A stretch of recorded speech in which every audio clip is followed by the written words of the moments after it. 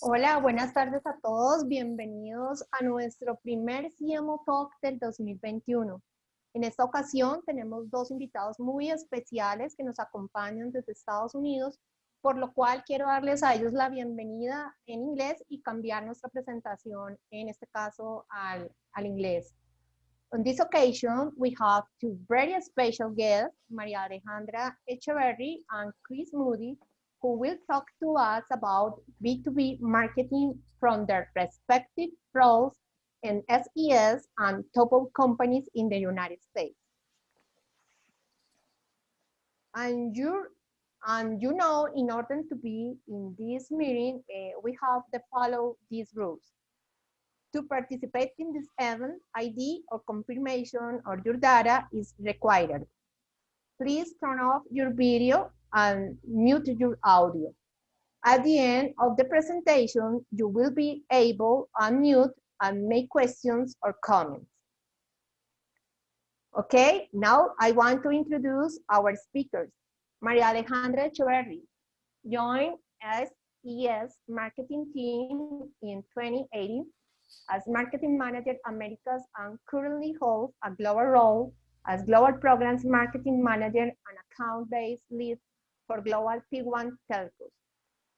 Has over 15 years of marketing experience, 10 of which have been dedicated to B2B, both for Latin American and global markets.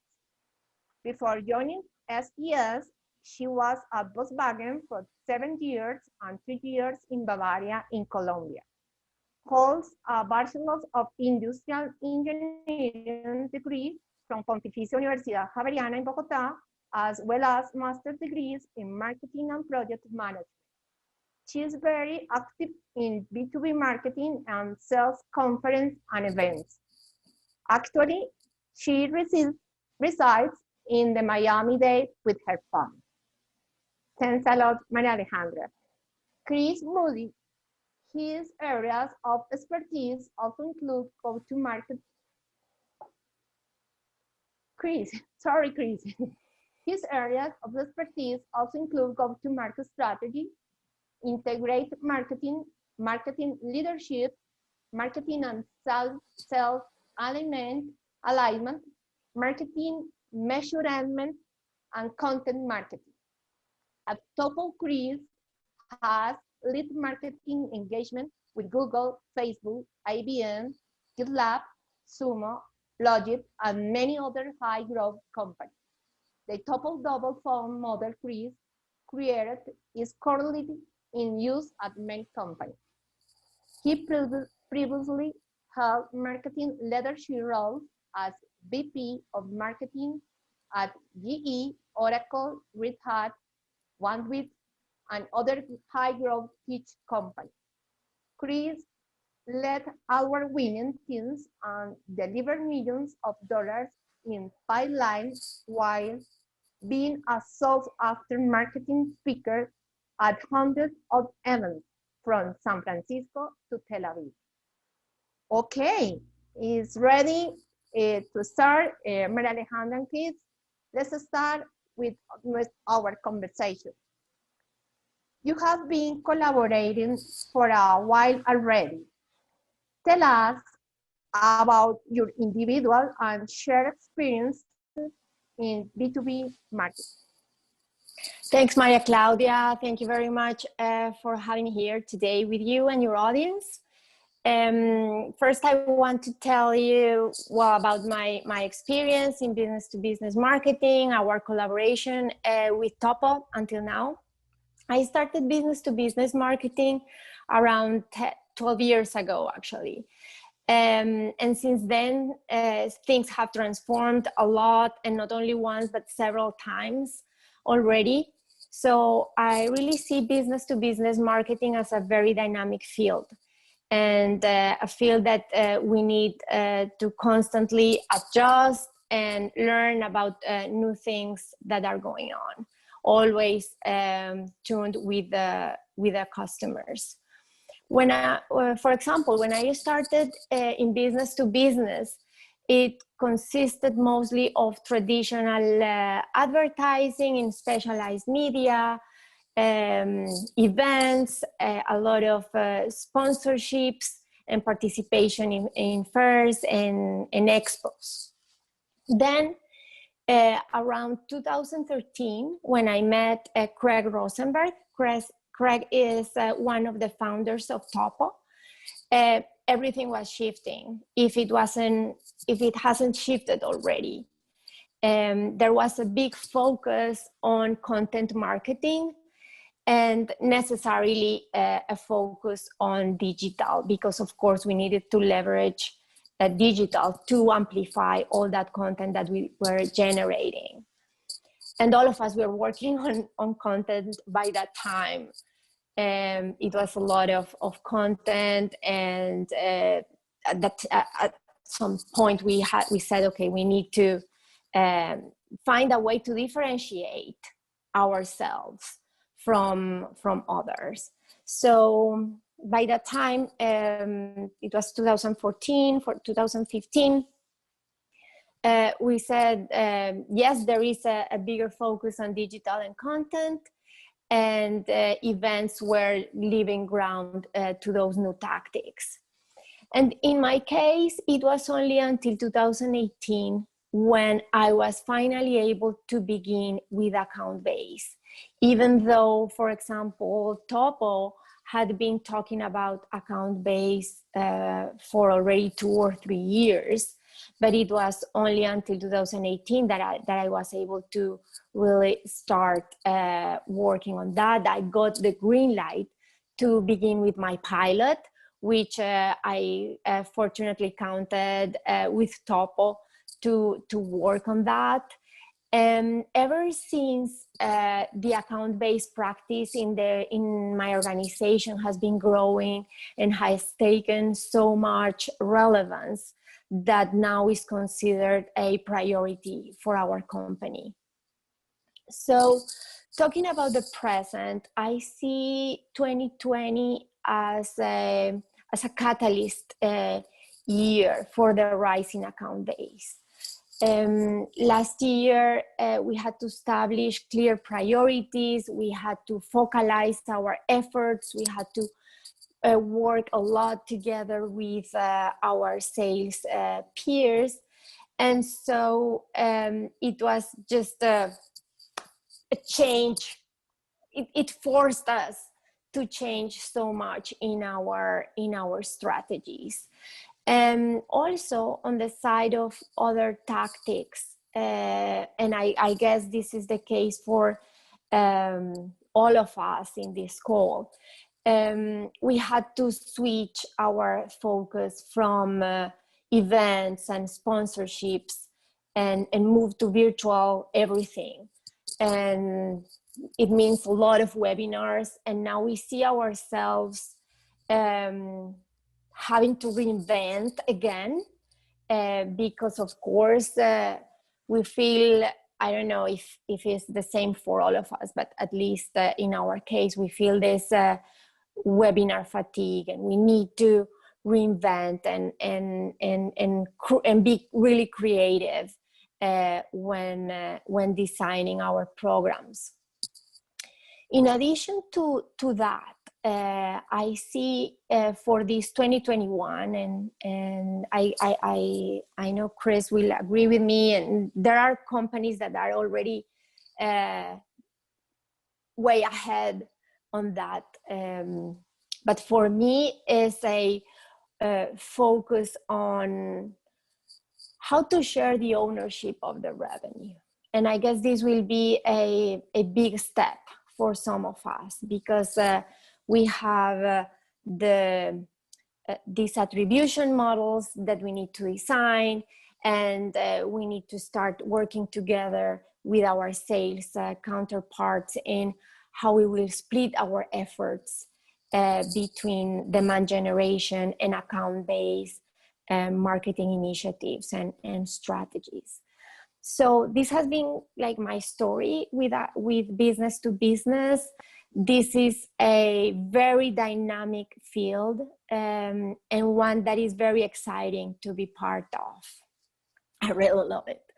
So this is from my perspective. I don't know, Chris, what do you think, since you have a bigger picture? Sure. Well, thank you very much. I love your perspective as well. And the thing that I will stress, the enjoyable part, especially with account base, is making sure that we are stretching to revenue and impacting revenue. And I think a lot of marketers, we work across the board with tons of clients at TOPO, and now that TOPO is a part of Gartner, an even wider range of clients. Many marketers are only focused on what they are responsible for. And some marketers aren't measured on pipeline and revenue. But if we think about account base, that is the primary measure. We're trying to create pipeline and revenue. So I do have some slides that I'll share, but just talking generally first, we still see a huge mix of all different go-to-markets. So we see demand generation and traditional volume and velocity. That's still taking a big budget, about 70% of the budget. But account-based has become a more tactical way to go after our highest value accounts, our highest priority accounts. And it's worked to build alignment. And we will talk about the definition a little later and what that means. But you'll notice that at TOPO, we don't say account-based marketing. And that's very much intentional, because we see that for account-based to be successful, you need every different department involved. You need marketing, you need sales development, and you need sales. So we have seen that transition come across. And, we talked a bit about investments as well. I'm going to share a chart here for this, and then we can jump into some more specific things. One thing that we do see, investments are increasing. So in just a second, this should show up for everyone. But investments in account base, they continue to increase. And we benchmark this annually. The last benchmark that we pulled the financial data on that we have published so far was in 2019. But we saw that based on annual contract value, the higher the annual contract value, the higher the increase that was expected for account-based. So we saw that for annual contract values, ACVs of 75,000 or higher, 42% expected to increase their account-based spend going into the next year. ACVs that were 25K to 75K, about 40%. So we are seeing folks, as they prove the success of account-based, they are investing in it further. They're definitely trying to expand it to more accounts and even scale some of the best practices into what's working for demand generation. So those are some of the highest level trends. And I know, Maria, we're going to dive into some additional details as we go through this. So I'll hold some of the slides back as we get there. Okay, but so what do these trends mean for the organizations in terms of strategy? So what's required from us? Sure. I think a couple of big things. When we talk about account-based strategy and marketing strategy in general, we always try to come up with the attributes. And for account-based, there are 5 key things. Now, this will apply to demand generation as well. So I will talk to both, just to be very clear. But the first, we have to be targeted, especially with account-based, but even our demand generation and how that has shifted, the trends that we've seen. In 2016, we were really focused on identifying the highest potential value accounts to our organization. We were trying to find the accounts that would bring in the most revenue, and we would go after those accounts in pursuit of additional revenue. But now, today, we are starting to see organizations that are using data and intent data, all kinds of signals that we're starting to pull in to identify accounts where we can create the most value for the business today. That's one huge shift. And we'll talk about that tonight as well, or today as well.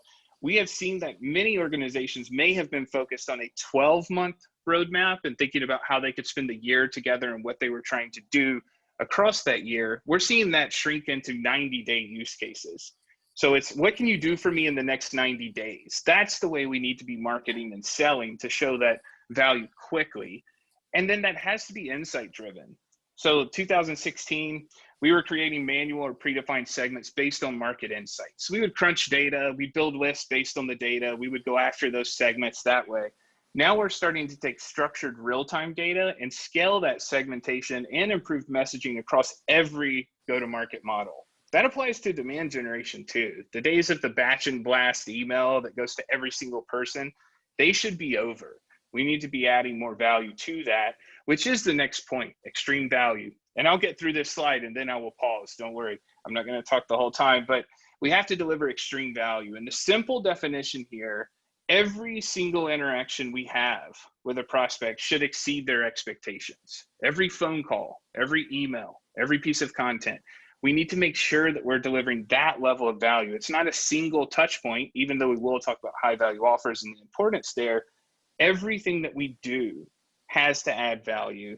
That requires orchestration, which is the fourth attribute. Everyone needs to be working together in an end-to-end process to enable marketing, both inbound and outbound, to be successful. We have to be well orchestrated. We have to work with sales even better than we have in the past. We have to work with sales development even better than we have in the past.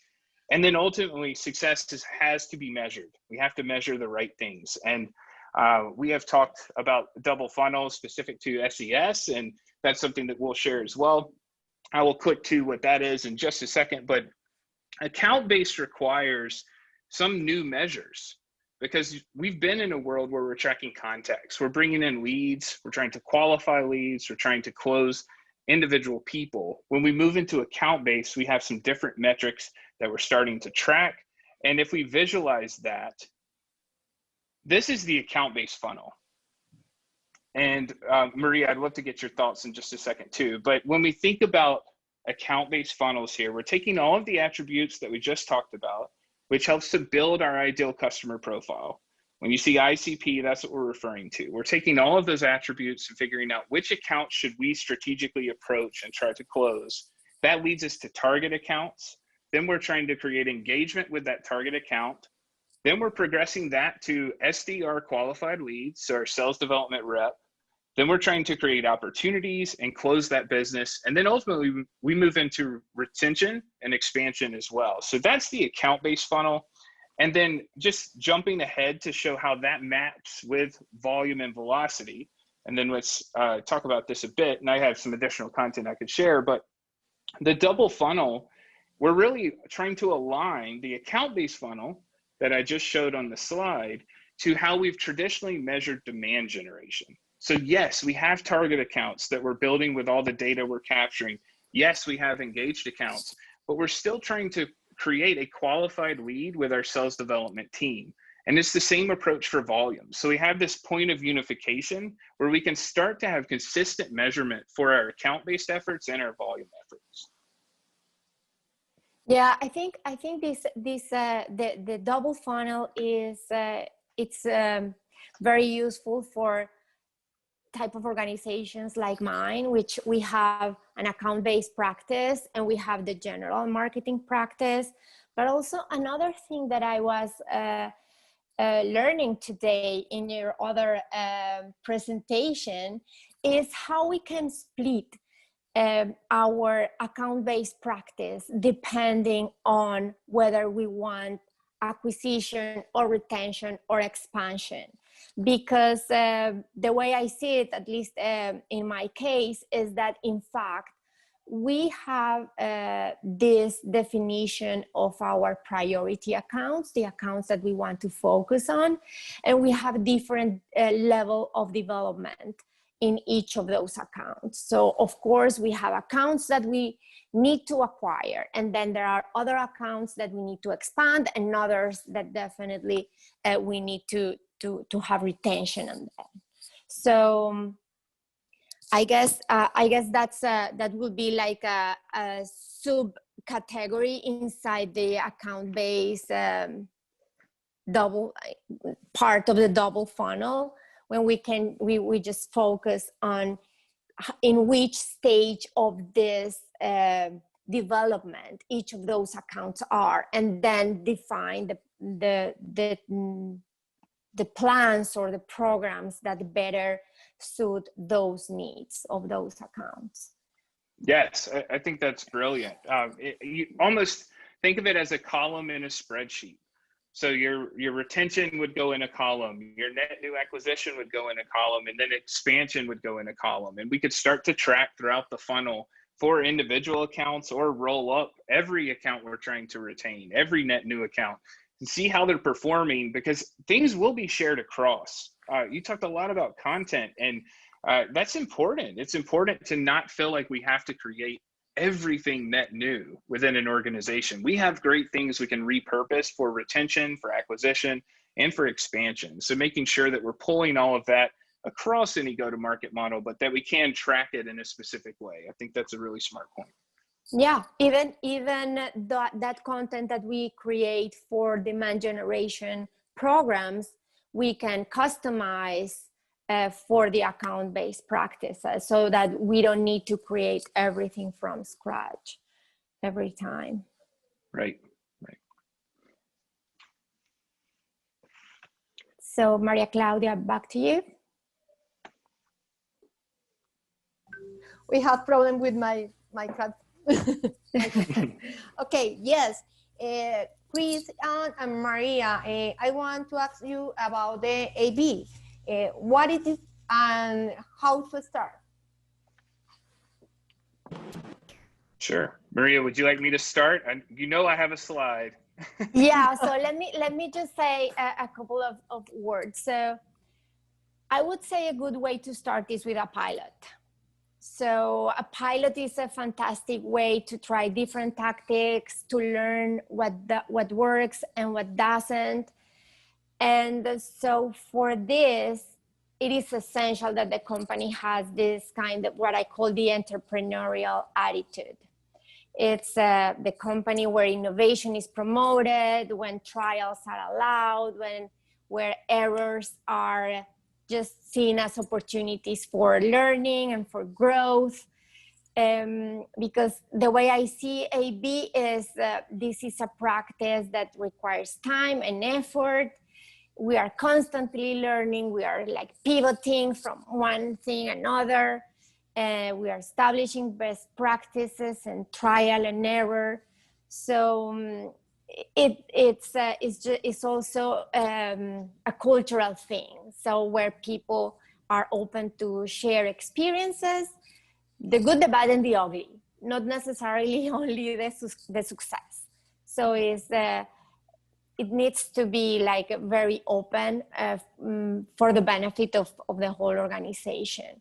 So my point here is a pilot will do fantastic, and then afterwards you can scale, but applying all those learnings.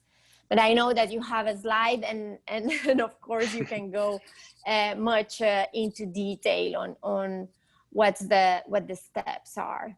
Sure, I'll jump into that, and I'd love to build on what you said as well. The pilot approach is the right approach, and it was refreshing to see that at SES, because I think in many instances marketers feel like they can go 0 to 100. So we're saying, let's start account based, let's launch this to 100 accounts, 1,000 accounts, 10,000 accounts. And in my personal opinion and professional opinion, I think it's more important to find 1 account or 5 accounts. Pick a small manageable number where we can share the learnings. We can spend the time to see how that motion is different than demand generation, and how do we do that in a more scalable way to expand to additional accounts. So I really agree with the pilot approach there. And just to define account base, because we've been jumping into some specifics, but the definition we use, we say that account base is the coordination of valuable, relevant experiences delivered across all functions that impact the customer to drive engagement and conversion at a targeted set of accounts. There are a lot of keywords here. We talked about attributes, but experiences, I'm going to jump to a slide on that in just a second. That's important, the high value offer. So we'll talk about what that is. And then Maria has done amazing high value offers at SES. So she has some great things to share on that. Driving engagement is extremely important. That's going to be our first quick win. We're trying to move accounts into some state of engagement. That's where we can start to show that this is working. And then being targeted. We have to have that ideal customer profile and to build on a set of accounts. So just specific to targeting, the way we typically approach this, we want to use an ideal customer profile and attributes that are important to us, both quantitative and qualitative, to help determine which accounts we should do that pilot with. And we may do a mix of 1 or 2 A accounts and 1 or 2 B accounts here, and 1 or 2 C accounts, just to have a different point of view around the top accounts and how that performs for the top accounts, and then other target accounts. So we're going to tier based on various factors to create the prioritization of our accounts. And then we need to deploy high value offers to be effective in this. So every touch point should have value. But when we talk about a high value offer, this is an interaction that provides such unique and timely business value that it compels a prospect to engage. And I'll show one slide on this, and then Maria, I'd love for you to describe how you've pulled the high value offer concept into SES and created some very compelling experiences. Because in many instances, we have content, we have experiences, we have on-site activations, we have all these different things we do at our organization. The high value offer is us taking that to an even better place that's exceeding expectations at every step of the way. So in this example, you can see our y-axis is relevance and our x is exclusivity.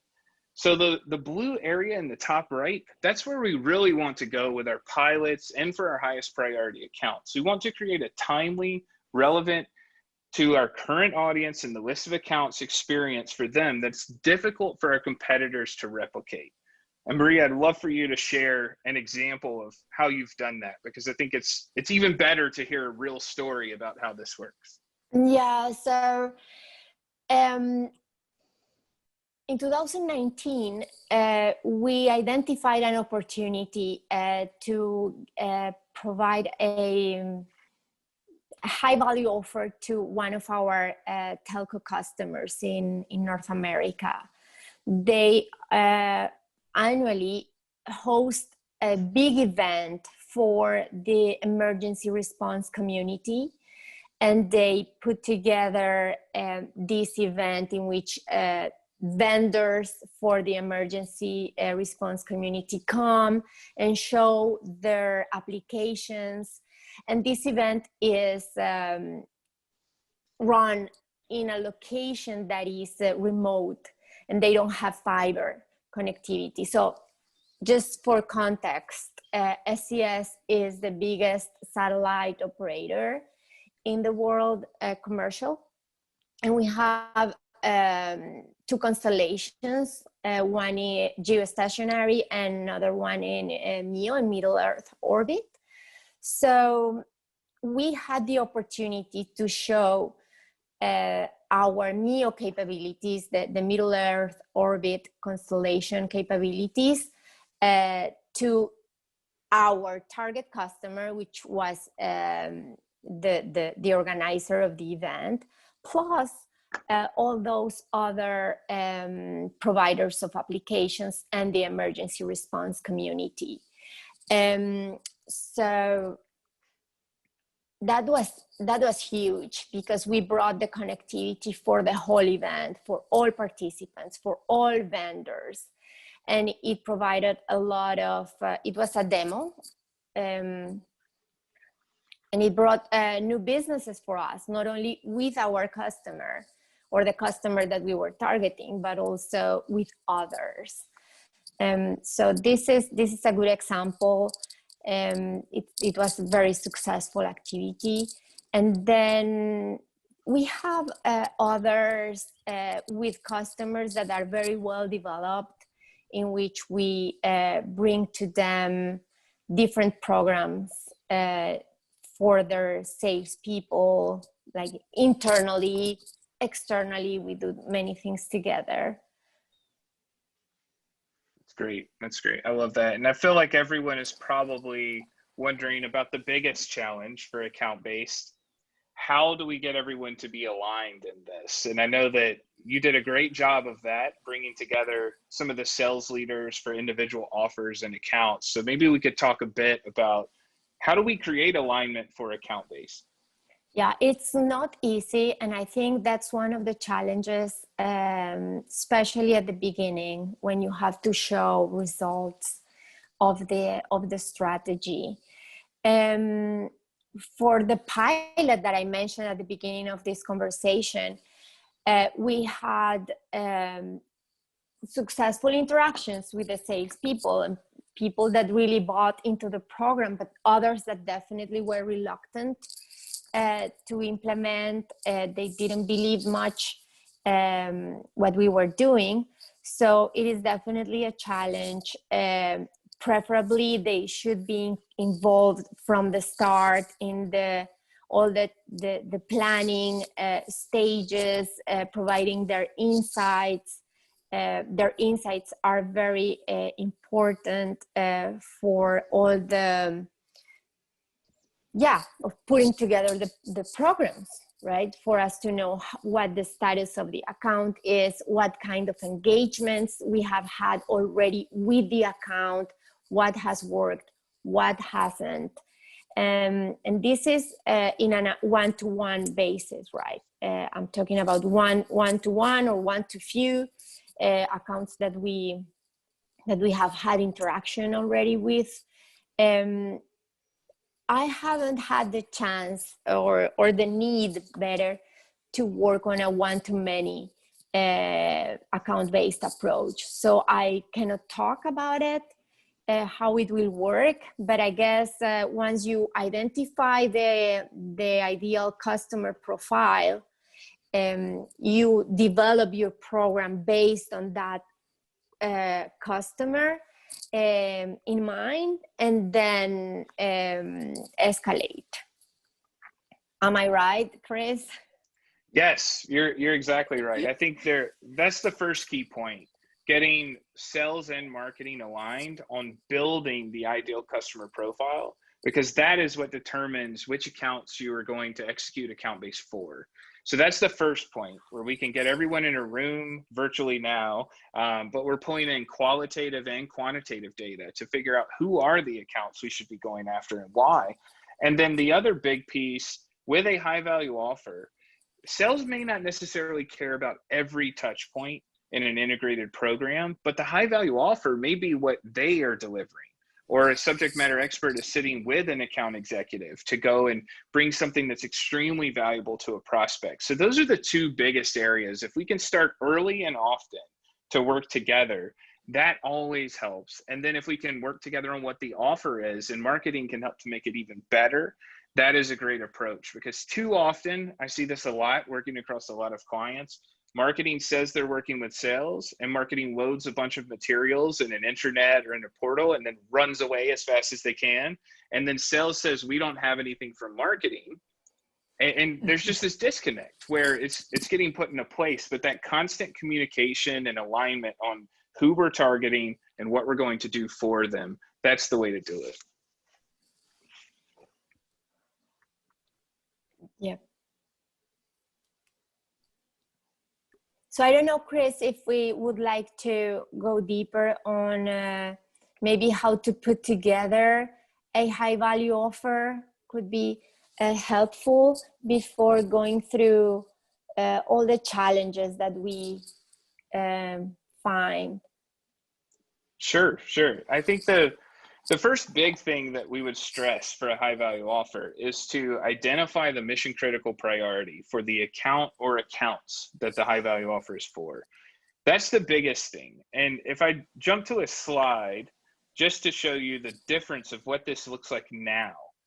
Previously, we would work with our accounts to identify mission critical priorities. And most of the time, the top 3 priorities they were trying to solve stayed the same for 8 to 12 months. We're seeing it change now every 60 to 90 days. So almost literally every time I meet with a client, we are asking, let's make sure these are still your top priorities. Is it still to do A, B, C? And we're always working for that. So we have to make sure we're working to a 90-day plan for value. That would be the first thing I would stress for a high value offer. It certainly may take us more time to deliver all the value in a client engagement, especially telecommunications, a company like SES, Maria, we know that that's going to take time in many instances, but we need to think about how we can show them value quickly. So that's all based on their buyer objective and their mission critical priority. And then we can work to figure out, what do we have that we can make even better, that we can repurpose, that we can turn into a different type of experience to make this even more valuable.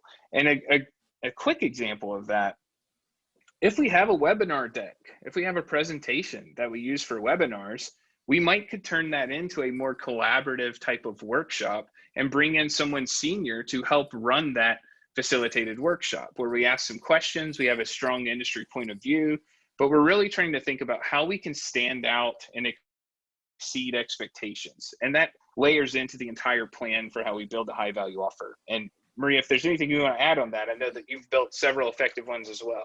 Yeah, no, only to mention that these high value offers have different kind of flavors depending on what we want to accomplish with the high value offer.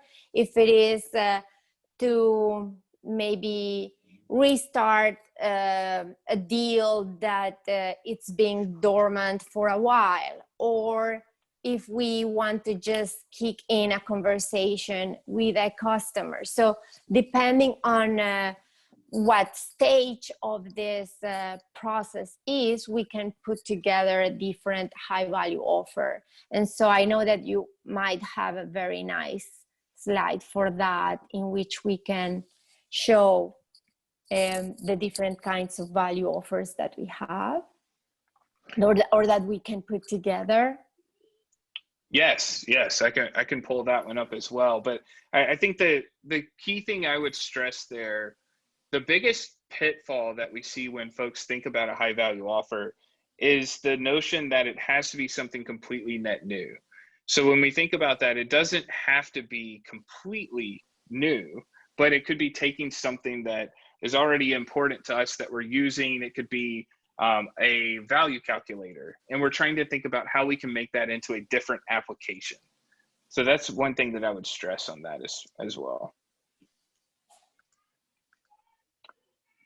And I think the slide I shared earlier, Maria, I think that's the one we have on high value offers for today. Yes. Okay, good.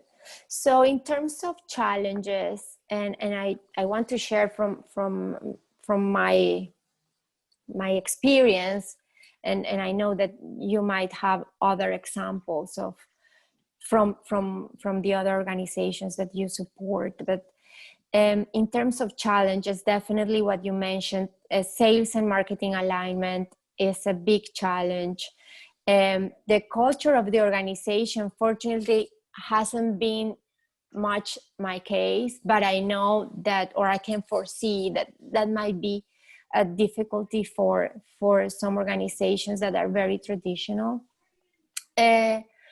Also, in terms of how to measure success, that those attribution models, as well as extracting those insights and learning about those critical priorities of the companies. That information is not necessarily easy to find. So I guess that those are the challenges that I have found in my practice. And I think to add to that, yes, I would put underline, bold, circle, star, whatever you want to say for alignment. That's the number one. We have to build alignment. We have to work together. This should not feel like it's marketing pushing things upon sales. This needs to be a collaborative process. That's the first that I would stress. We talked a bit about measurement as well. That can be something that trips folks up as well, because we may need a different type of technology or a different way that we're measuring account-based success versus traditional demand generation. A couple other key trends that we see that are related to challenges: as soon as someone starts account-based and it's being successful, the challenge becomes scaling it. That will happen very quickly. Once we start to see the difference in engagement with account-based versus demand generation, we have to think about how we're going to roll that out to more accounts. So making sure that everything we do is built in a repeatable way, and we're thinking about, yes, we will customize 10% of this, but the other 90% is the same. That's going to be extremely important. Urgency, I talked about 90 days versus 12 months. That's a big change for a lot of us. That's always going to be the case.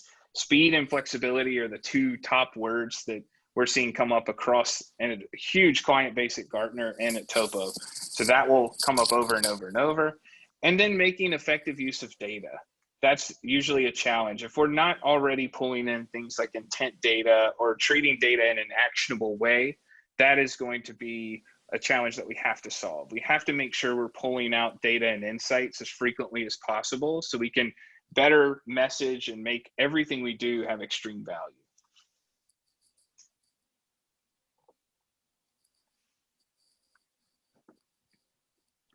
Okay, taking into account the challenges, what would be your advice for our audience? Okay, I so can, I will, go do you start, go ahead, Chris. Well, I was just going to say, get started. That's the thing I would say. Like, don't let the fear of perfection stop you from pursuing account-based. For great sellers, it's going to feel natural to them. They're going to say, I've been doing that my entire career. And that's probably the case. But we're trying to do this in a more scalable way and make sure that we're truly aligned. So the biggest thing I would stress is, even if it's one account or two accounts or three accounts, get started. There's a ton of resources on account-based. I can help connect you to it if you can't find it. We have free resources available, but I would just say get started, pick an account that's important to you, and then put a cross-functional team around how can we go out and close that business. So that would be my piece of advice. Yeah, well, I have some on that too, and it's just start with a pilot. And then another thing that I have learned is work with agencies that know account base. It's not the same. It's not the same as business to business marketing in demand generation. If you want to do account base, you better work with an agency that knows account base. Also manage expectations inside the organization, because this takes time and effort, and we will have to do a lot of work up front from marketing perspective or from the marketing side. So that management of expectations is important. Learning of best practices and sharing should be a part of the process. And be patient and consistent, because this practice is trial and error, and some accounts will respond nicely to the things that we are doing, but others don't, and it can be frustrating as well. So that's my advice. That brought up one more quick one for me. Celebrate quick wins. I usually say one of the most overlooked areas of marketing is marketing your marketing. So actually communicating across the organization and amongst the team how things are going. And that's very important for account base. So it sits beside patience, because it may take us time to go out and close an extremely valuable account. It's going to take us time. But we should celebrate, we moved key contacts into engaged contacts, or we created a meeting with the most important title at this particular company. We may not win the business for another 6 months, 9 months, 12 months, but we need to celebrate the progression and how things are starting to happen. That's very important, just to make sure that we don't tap out and give up before we see the results of hard work. Yeah, exactly. Also because of the nature of some of our businesses.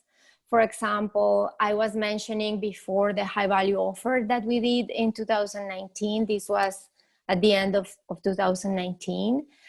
And nothing happened for us for some time. And so it was just until the end of last year, even the beginning of this year, that we learned that so many things have evolved and resulted from that engagement. So it's not that we can see success or results in 3 months or even 6 months.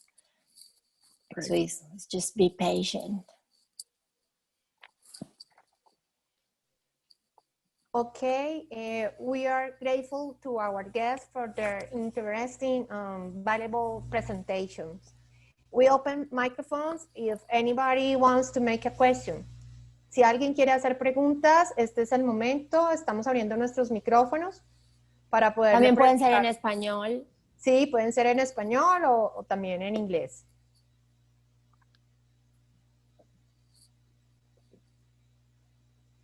Bueno, tenemos una pregunta en inglés. Está acá. Carlota. José, ¿quieres preguntar algo? Dale, adelante. Sí, no, pero Carlota... No, tranquilo. Dale, ya leemos la de Carlota, no te preocupes. So, Chris, Maria, hi. I work for a mainly B2B industrial and technology company. And I'm ex-Oracle, so I learned everything about account-based marketing at Oracle many years ago. So basically, the question I have is, based on what happened last year, in which I don't know, maybe 95 or 100% of our tactics became digital.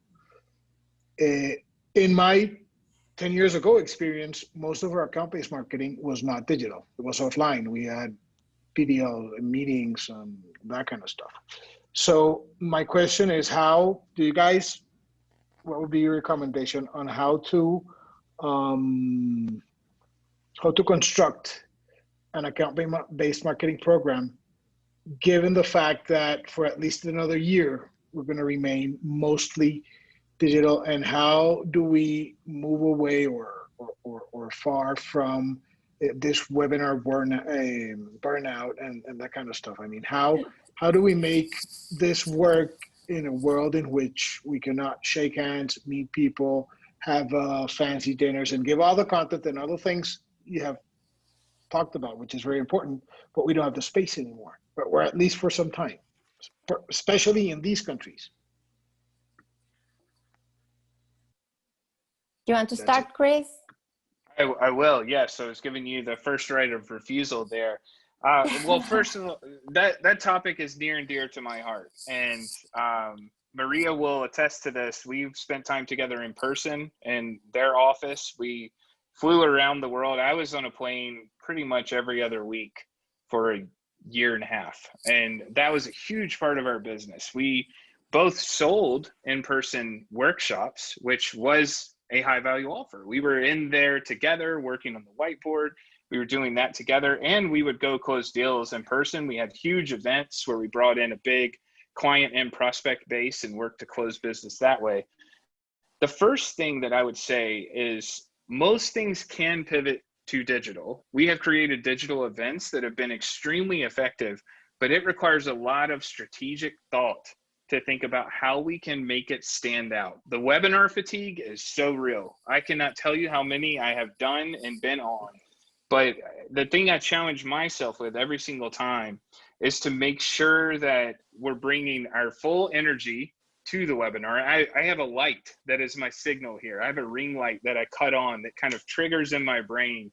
This is not a normal meeting. So you kind of bring your presenter voice, making sure that any content you're communicating is tight and valuable, and we're making sure we know the next steps too, especially with a deal. When we're trying to progress a deal, we need to have clear and actionable next steps at the end of whatever we're delivering. But it's mostly tried and true things. Yes, we may not be able to wine and dine them in person, so we may do things like direct mail to get their attention. We need to find some way to stand out, but for the most part, the organizations that have been the most successful during this pandemic with account-based strategy, it hasn't necessarily been this silver bullet tactic. It's been better messaging, better execution of existing tactics, and making sure that we take the time to review what's important to that account and get that in front of them as quickly and often as possible. Yeah, that delivering high value, right? So as you mentioned, those direct mailing, we have done gifting things, gifting programs. We have incorporated a lot of collaboration with our accounts, and that's mostly with developed accounts, right? So we do a lot of things together. We are doing training for their customer-facing personnel. We are also doing collateral for them, videos together. So it's a lot of collaboration, because the way I see it, we are in this together. We are all having these similar pains. So if there's a way in which we can support our customers, be with valuable offers also to their customers, that will create a lot of stickiness with our own customer, right? So it's a way in which we just collaborate. Okay, thank you. Carlota, ¿quieres hacerla o quieres que la leamos? Yeah, no problem. Okay. Okay, this is a question for Chris, because I suppose you have a lot of experience in that. And it's related with the Jose question, because I was asking if there is some sector of the industry, of the B2B industry, in which this strategy of account-based marketing is more recommended. Precisely because we are in the middle of the 4.20 or 5.20 revolution. We are coming to be a digitalized society. Majority of the companies are going to be digital. And this is not going, I think that, since my point of view, this is not going to change because of the pandemic changes. No, this is going to be the trend. So I don't know if you have any recommendation for the different industries that are here about which sector is better to start with this strategy. Sure. So I hate giving answers where the answer is it depends, but I will start there and then I will give you something more specific. The thing that I will say across a wide client base, and I was on a call yesterday with a plumbing and HVAC supplier, which Gartner unlocks totally new markets than high-tech SaaS, which is traditionally where TOPO has been. This can be effective anywhere, but the first thing I would say is we need to look at our data, our existing data, to see who is converting, why are they converting, who is renewing, why are they renewing. That's the first place to start. So that was the it depends portion. The thing that I will say, we've seen success in any industry, any sector. I know that FinServe is coming up a lot, financial services, so a lot of folks are targeting them. But across the board, the biggest thing we need to do is understand that the webinar fatigue is real, the digital fatigue is real. I have 3 children under the age of 9. You may have heard them screaming earlier because they're doing the bath and dinner routine. Like, that is what we live in now. So the sector or industry doesn't really matter in regards to that. We have to find a way to get and maintain attention. So that's the thing I would say. And, I did work at GE in the past, and there was a huge movement there to take industrial type segments that were very specific, very much in person, and start to move the products and the conversation digitally. And the thing that's going to make the most difference is being in tune to their needs and finding a way to communicate that as quickly as possible and really show the value you can add. So ultimately the answer may be more of an it depends, because it's based on your data, but we've seen success in almost every sector. Thank you. You're welcome. Any other question? ¿Alguien más quiere hacer alguna pregunta? Hi, Maria Claudia. This is Juani. Hi. Hi. Thanks, Chris and Maria, for the presentation. I have one question, because you mentioned that first of all, we need to be patient. Good. And also you mentioned one of the advice was to work with agencies that has experience with account management. Considering that, of course, patient and agencies at the end is investment, how do you have any experience with agencies that can work with different business models, like share benefits or share risks, in order to don't invest in front and to have also more the internal selling of the return of investment after also we have the results, and together we can gain the experience and also the profit at the end, no? So do you know any experience on new business models on that? No, Juani.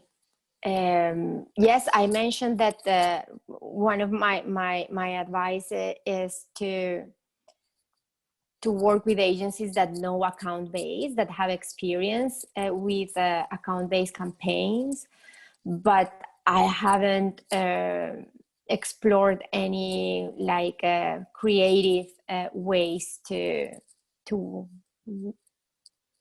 pay them. Let's say it that way. No. I don't know, Yeah, Chris, if you know. Yeah, I haven't seen it specifically. I have seen that before. I don't know if it's still current. I know that there have been a few almost fractional CMO type businesses that have worked on alternative payment models. But the other piece that you said, kind of the internal approval, buy-in, building the use case, that is something we deal with all day, every day. That happens across the board. And I will link some documents in chat before this is closed for everyone to grab. But the thing I would stress, there's good data on the effectiveness and return on account-based. That's number one. I think most folks are aware that we're in a pandemic and it's not going to change short term. So to the earlier question, that's another key point. So building the case, we want to structure, this is the world we're going to be in. We need to start investing and transitioning to a model that can be more effective with the resources we have. We may not have new resources, but we can start to make the case to say, we want to go and build this out and prove this out. And then we'd love to get an agency to support us or a contractor, whatever the case may be specific to your organization. But I think Maria and I are both very familiar with building the case. And, you know, Maria, you've seen that at your organization, right? I mean, there's been some role alignment based on proving this out and starting to focus on it even more. Okay, Thank you. I look forward to see those materials to build the case. Thank you. Start throwing them in there quickly. Okay. Any other last question? ¿Alguien quiere hacer una última pregunta? Hey, my name is Amanda. Okay. Thank you, Maria and Chris, for the presentation. I want to ask if you have any recommendation, for example, when you make advertising in social networks like LinkedIn, if it's, I don't know, if effective to get, for example, leads or possible clients in that kind of social media for B2B. Yes, So, and yeah, very, very, very, very straightforward. Yes, but it's not the only one. So in our campaigns, we incorporate different channels and different tactics all the time. So it's not only like, we can mention some tactics. So we have social paid, we have social organic, we have content syndication, we have gifting as well. Emailing, direct mails. So did I forget any, Chris? But the idea is to have like a combination of tactics for the campaigns that you're building, that all of them are orchestrated in a way that will provide you the results that you're looking for. Another thing that I have incorporated in my campaigns is definitely the salesperson direct mail, the salespeople outreach, and even, for example, for the launch of new products, to give that first view of the new product to the salespeople, for them to share that exclusivity with their contact base, their very special customers, is something that I have done. So it's a combination of tactics, but definitely LinkedIn, also LinkedIn email, with the segmentation, of course.